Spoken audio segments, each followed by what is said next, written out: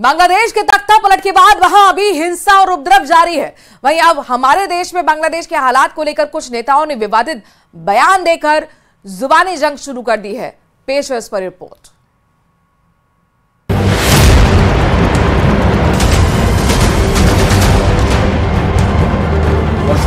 सलमान खुर्शीद और मणिशंकर अय्यर के बाद अब बांसवाड़ा से बीएपी यानी भारत आदिवासी पार्टी के बांसवाड़ा से सांसद राजकुमार रोत ने भी विवादित बयान दिया है। राजकुमार रोत ने कहा कि जनता की भावना के अनुरूप काम करना चाहिए। अगर हम देश को जाति धर्म में बांटेंगे तो हमारे देश में भी बांग्लादेश जैसे हालात हो सकते हैं। बांग्लादेश की घटना से हमारी सरकार को भी सीखना चाहिए।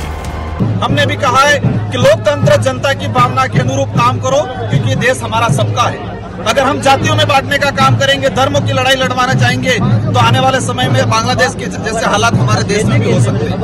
मानव से नफरत करना शुरू कर देगा। हम नहीं चाहते।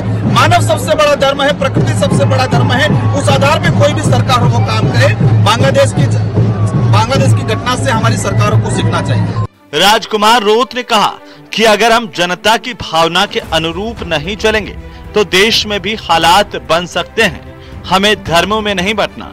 मानव धर्म सबसे बड़ा धर्म है। भारत में भी धर्म के नाम पर जहर फैलाया जा रहा है। इसके साथ ही आदिवासी समुदाय के धर्म को लेकर राजकुमार रोत ने एक बार फिर दोहराया कि आदिवासी समुदाय ना हिंदू है, ना मुस्लिम है, ना सिख है और ना ही ईसाई है। क्योंकि वहाँ पर धर्म को लेकर जहर, जो देश आज भारत के अंदर भी धर्म के नाम से जहर फैला रहे हैं, तो हम चाहते हैं ये देश हमारा है, इसमें सभी धर्म, सभी जाति, सभी समुदाय के लोग रहे। सबको अपनी स्वतंत्रता है, अपना धर्म, अपनी जाति, अपने समुदाय को लेकर बात करने का। उसी आधार पर वर्तमान सरकार चले, ये हम चाहते हैं। किसी धर्म को, किसी समुदाय को डराने का, धमकाने का, उसकी भेदभाव, जहर फैलाने का काम नहीं करें। बांग्लादेश में जो भी हालात बने, लेकिन हमारे नेताओं को बयानबाजी में देश हित का ख्याल रखना चाहिए। Bureau report, news 18 Rajasthan. अब आपको सीधे दिल्ली एयरपोर्ट की तस्वीरें दिखाते हैं, जहां पर हॉकी टीम पहुंची है। भव्य स्वागत सत्कार किया जा रहा है। हॉकी टीम के तमाम सदस्यों को इतिहास रखता है। 52 साल बाद आपको बता दें कि ब्रॉन्ज मेडल जीतने में कामयाब रही है 2 बार से लगातार ओलंपिक्स में, 2020 में टोक्यो में, और इसके बाद यहां पर भी ब्रॉन्ज मेडल जीता हॉकी टीम ने। और देखिए, जब भारतीय हॉकी टीम पहुंची एयरपोर्ट पर, किस तरीके से माला पहनाकर स्वागत किया गया है। और जाहिर तौर पर पलक पावड़े बिछाए तमाम भारतीय इंतजार कर रहे थे कि जैसे ही भारतीय हॉकी टीम पहुंचेगी उसके बाद उनका स्वागत कुछ इसी तरह से होगा। जब कोई इस तरह से भारतीय तिरंगा अंतर्राष्ट्रीय पर लहराता है स्तर पर और इसके साथ साथ भारत का नाम रोशन करता है, उन सभी को इस तरह का सम्मान मिलता है। बिरला होते हैं वो लोग। और कुछ इसी तरह की स्थिति यहाँ पर इस वक्त दिल्ली एयरपोर्ट पर भी नजर आ रही है, जहां पर जैसे ही भारतीय हॉकी टीम एक इतिहास रचने के बाद, पेरिस ओलंपिक में जीत का झंडा गाड़ने के बाद जब अपने वतन वापस लौटी तो देखिए ढोल नगाड़े बजाए गए और यहाँ पर चेहरे पर भी खुशी और किस तरीके से नाचते गाते हॉकी टीम के सदस्य नजर आ रहे हैं। कप्तान हरमनप्रीत ने जिस तरह से 2 गोल दागे, जाहिर तौर पर एक बड़ी जीत में उनकी भी भूमिका, और साथ ही द ग्रेट बॉल जिन्हें कहा जा रहा है राहुल द्रविड़ के तौर पर, वो भी यहाँ पर नजर आ रहे हैं। और खुद प्रधानमंत्री नरेंद्र मोदी ने इन तमाम भारतीय हॉकी टीम के सदस्यों से बात की थी। सुनते हैं उनको क्या कुछ कह रहे हैं।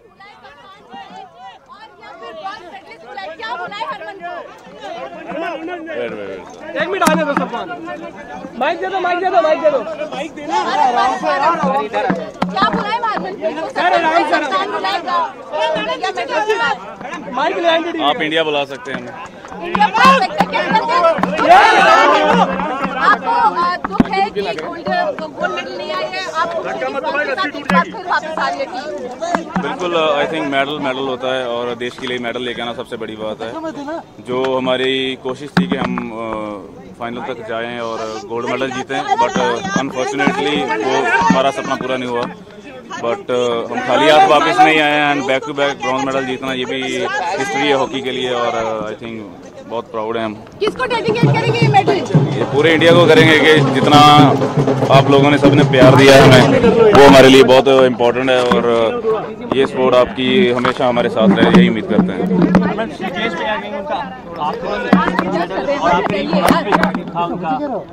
आई थिंक काफ़ी इमोशनल मोमेंट था उनके लिए भी, और क्योंकि इतना समय उन्होंने जो हॉकी को दिया है, टीम को दिया है, आई थिंक वो बहुत बड़ी बात है। एंड लास्ट मैच खेलना और मेडल के साथ फिनिश करना, इससे बड़ी बात उनके लिए भी कोई नहीं है। तो हमारा यही था कि उन जो वो जा रहे हैं तो उनको अच्छे से भेजें, मेडल के साथ भेजें, और हम बहुत खुश हैं उनके लिए। बट ऑफ कोर्स अभी वो रिटायरमेंट दे चुके हैं, बट वो हमेशा हमारे साथ रहेंगे, नो डाउट।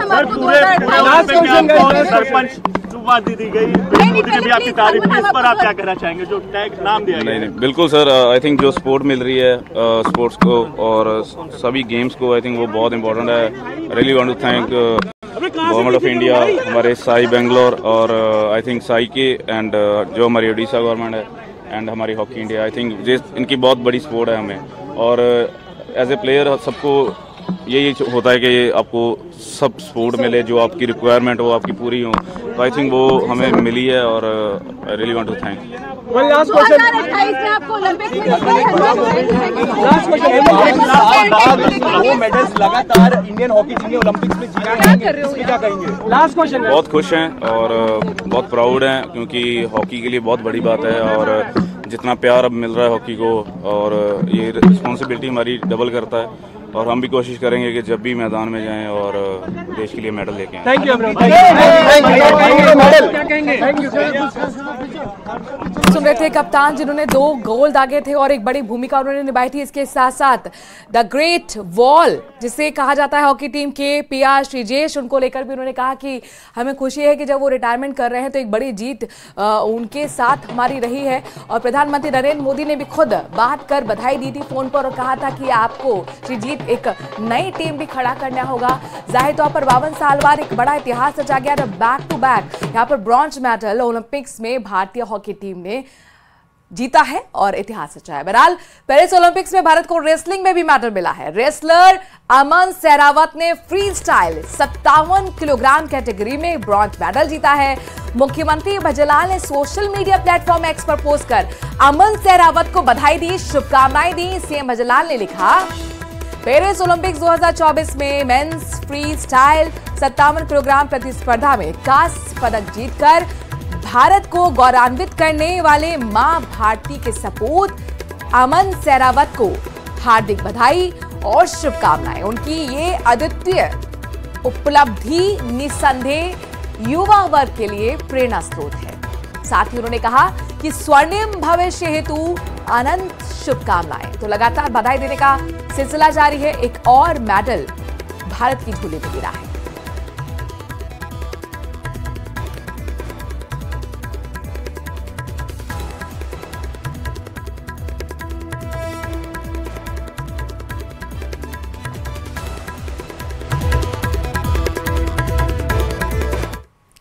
हमारे राजधानी में बात कर लेते हैं मौसम की। आपको अपडेट दे दें कि मौसम विभाग का अलर्ट एक बार फिर जारी हुआ है। प्रदेश के 5 जिलों के लिए ऑरेंज अलर्ट जारी किया गया है। कौन कौन से वो जिले हैं जरा देख लीजिए। बारां, बूंदी, कोटा, सवाई माधोपुर, टोंक में भारी से भारी बारिश की चेतावनी जाहिर की गई है। प्रदेश के 17 जिलों में येलो अलर्ट जारी किया गया है। 17 जिले जो येलो अलर्ट जिनके लिए जारी किया गया है वो है अजमेर, अलवर, भरतपुर, भीलवाड़ा, चित्तौड़गढ़, धौलपुर, जयपुर, दौसा, झालावाड़, झुंझुनू, करौली, सीकर, बीकानेर, चूरू, हनुमानगढ़, नागौर, श्रीगंगानगर में बारिश की संभावना जताई गई है। तो 5 के लिए ऑरेंज और 17 जिलों के लिए येलो अलर्ट, यानी कुल मिलाकर 20 जिलों के लिए आपको बता दें कि बारिश की संभावना जताई गई है। लगातार मानसून एक्टिव है राजस्थान के अंदर। उधर करौली के हिंडौन सिटी में भी झमाझम बारिश का दौर चल रहा है। सपोटरा में रात भर से बारिश हो रही है। बारिश की वजह से सड़कों पर पानी भरा हुआ है। छत से पानी टपकने की वजह से पुलिसकर्मी परेशान होते नजर आए। जर्जर क्वार्टर्स में रात भर से पानी का रिसाव हो रहा है। बारिश से लोगों की दिनचर्या भी प्रभावित हो रही है। यानी कुल मिलाकर जनजीवन अस्त व्यस्त। स्कूली बच्चे हों या फिर सरकारी कर्मचारी हों, सभी परेशान नजर आ रहे हैं। ये आप दुकान की तस्वीर देख रहे हैं। यहाँ पर दुकानों में पानी भरा हुआ नजर आए। बड़ा नुकसान यहाँ पर, घरों के अंदर तक पानी भर गया। कई सड़कें लबालब है और ये स्थिति करौली की है। हिंडौन सिटी की आपको दिखा रहे हैं। लगातार बारिश का दौर चल रहा है। सपोटरा में भी बताया जा रहा है कि रात भर बारिश हुई। मार्केट पूरी तरह से लबालब है। इसके साथ साथ दुकानों में पानी भरा हुआ है। देखिए 2 से 3 फीट पानी आपको सड़कों पर नजर आ रहा होगा। अब ये लोगों के कमर तक पानी आ चुका है। ये सड़क है या फिर दरिया, आप अंदाजा नहीं लगा सकते। अपने सामान को बचाने के लिए लोग किस तरीके से देखिए उठा कर ऊंची जगह पर रख रहे हैं, लेकिन ये नाकामयाब कोशिश साबित हो रही है क्योंकि दुकान में भी स्पेस उतना ही होता है। ऐसे में बड़ा नुकसान व्यापारियों के लिए, साथ ही लोगों के लिए, आने जाने में बच्चों को भी दिक्कतें और ऑफिस जाने वाले लोग भी परेशान नजर आ रहे हैं। उधर जोधपुर आपको ले चलते हैं, ये तस्वीर जोधपुर की, जहां पर 2 दिन से लगातार तेज बारिश के बाद लूनी नदी का जलस्तर बढ़ गया है। वहीं पानी के कैचमेंट एरिया में अतिक्रमण होने के चलते नदी का पानी भी नए मार्ग बना रहा है। ऐसे में धुदाड़ा के लाखड़थुम गांव को अन्य गांव से जोड़ने वाली सड़क क्षतिग्रस्त हो गई। तस्वीर आपके सामने है, ये सड़क कट चुकी है और सड़क से बीचों बीच में पानी जो है वो नाले के रूप में बहने लगा, जिसके चलते गांव का संपर्क तो टूट ही गया है। अन्य गांव से भी लोग आवाजाही नहीं कर पा रहे हैं। रोजमर्रा के काम के लिए, चीजों के लिए अब यहां पर लोग परेशान हैं। पानी के दोनों तरफ एक रस्सी बांधकर सामान ले जाने के लिए देखिए मजबूर हो रहे हैं। सामान के लिए ग्रामीण अपने जीवन को संकट में डालते हुए नजर आ रहे हैं। बारिश होने के बाद बड़े लूनी के जलस्तर की वजह से अब तक 4 लोगों की तक जान जा चुकी है।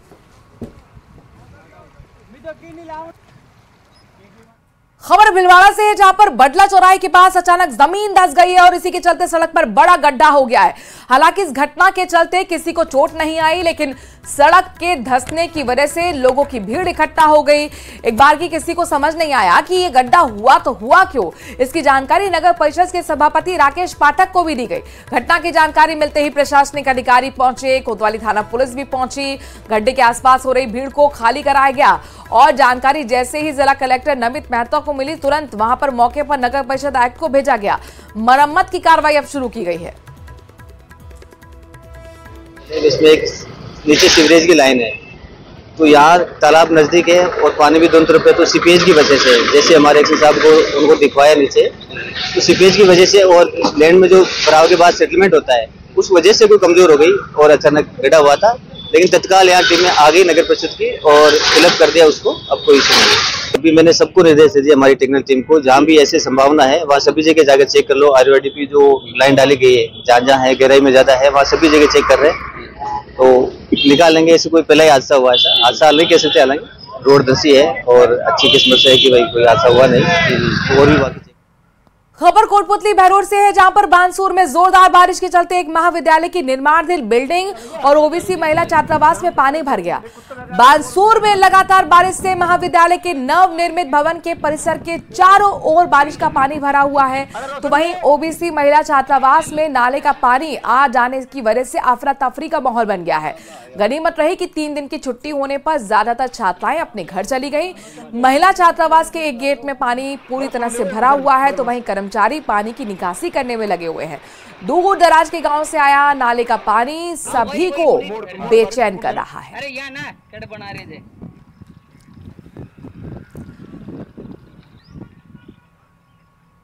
प्रदेश में भारी बारिश का दौर लगातार जारी है। मूसलाधार बारिश के बाद कई इलाकों में हादसे की भी जानकारी मिल रही है। यहां पर अजमेर में 3 मंजिला इमारत भरभरा कर गिर गई, तो वहीं दूसरी तरफ दौसा में पानी की टंकी भरभरा कर गिर गई। मूसलाधार बारिश के बाद हादसों का दौर।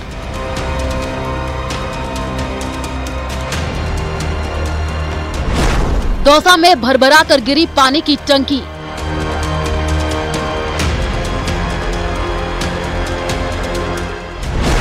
अजमेर में धड़ाम से गिरी 3 मंजिला इमारत।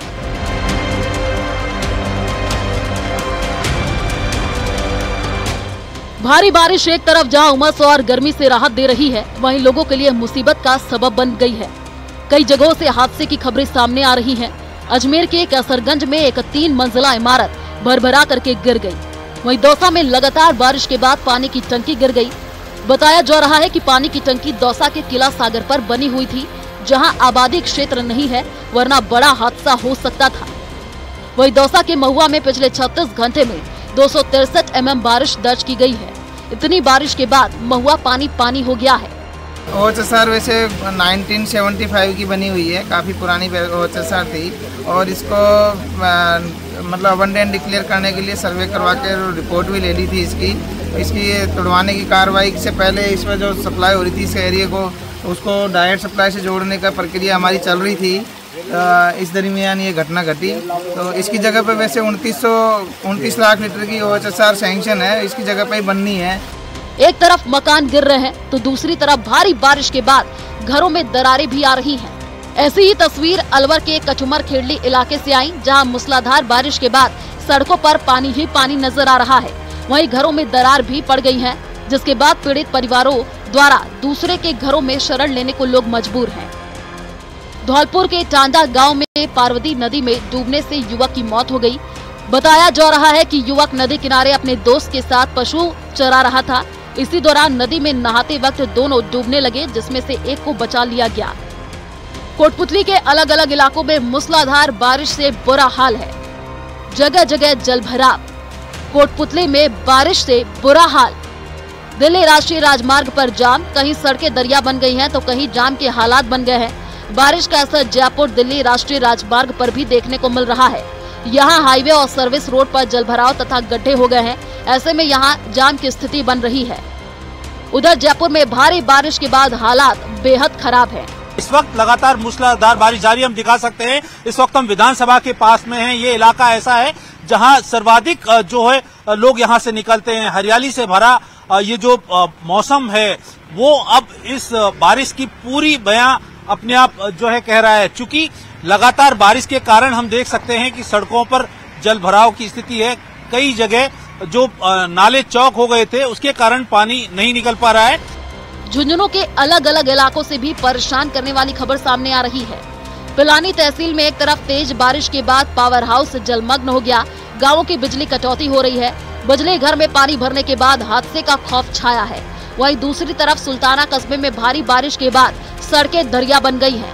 लोगों को बाहर आने जाने में भारी दिक्कतों का सामना करना पड़ रहा है। तेज बारिश होने के कारण सुल्ताना में 1 से 1.5 घंटा बारिश हुई है, जिस कारण से पानी का जो जल स्तर है वो बहुत ही ज्यादा स्टैंड पे भरा हुआ है, लेकिन पंचायत इस पे कोई ध्यान नहीं दे रही है। और बहरहाल 13 जिलों में बारिश का अलर्ट है और आने वाले 3-4 दिन में बारिश का दौर जारी रहने की संभावना है।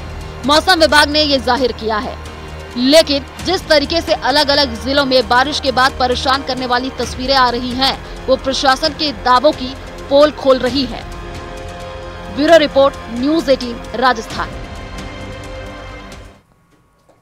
उधर राजधानी जयपुर में झमाझम बारिश के कारण कई जगह जलभराव की स्थिति की वजह से सड़कों की हालत खस्ता हो गई है। नगर निगम और जयपुर विकास प्राधिकरण तैयारी की गई। सीवरेज की लाइन भी वहां पर बताया जा रहा है कि अब फिर से उखड़ने लगी। 22 गोदाम नाले के पास में सीवरेज लाइन चौक होने के कारण सड़क पर पानी भर गया। नाले के पास सीवरेज लाइन में लगातार उफान आने की स्थिति में चिंताजनक अब ये हालात हो गए हैं। एक तरफ जलभराव के कारण शहर में जाम की स्थिति बनी हुई है, तो दूसरी तरफ सड़क टूटने की वजह से लोग परेशान दिख रहे हैं। राजधानी जयपुर सहित प्रदेश भर में झमाझम बारिश का दौर जारी है। इस वक्त हम राजधानी जयपुर के 22 गोदाम नाले पर खड़े हैं। हम आपको तस्वीरें दिखाना चाहेंगे कि बारिश का पानी जिस तरीके से नदी और नालों में आ रहा है, ये नाले में यहाँ पर जो है प्राकृतिक झरने के रूप में कृत्रिम झरने यहाँ पर बह रहे हैं। आप देख सकते हैं, चूंकि ये जो सिस्टम यहाँ पर झरने का बना है, ये यहाँ की व्यवस्थाओं की पोल खोल रहा है। क्योंकि जो सीवरेज लाइन है वो चौक हो गई है, और जब सीवरेज लाइन चौक होती है तो उस पर अंदर दबाव बनता है, और दबाव होने के बाद आप देख सकते हैं कि किस तरीके से पानी यहाँ से जो है लगातार बह रहा है। हालांकि अगर यहाँ सीवरेज लाइन के कारण कोई गड्ढा बन जाता है तो इसी पानी से कोई बड़ा हादसा होने की पूरी आशंका है। और यहाँ पर अब रुक रहे एक छोटे से ब्रेक के लिए। खबरों का सिलसिला जारी है महारो राजस्थान में।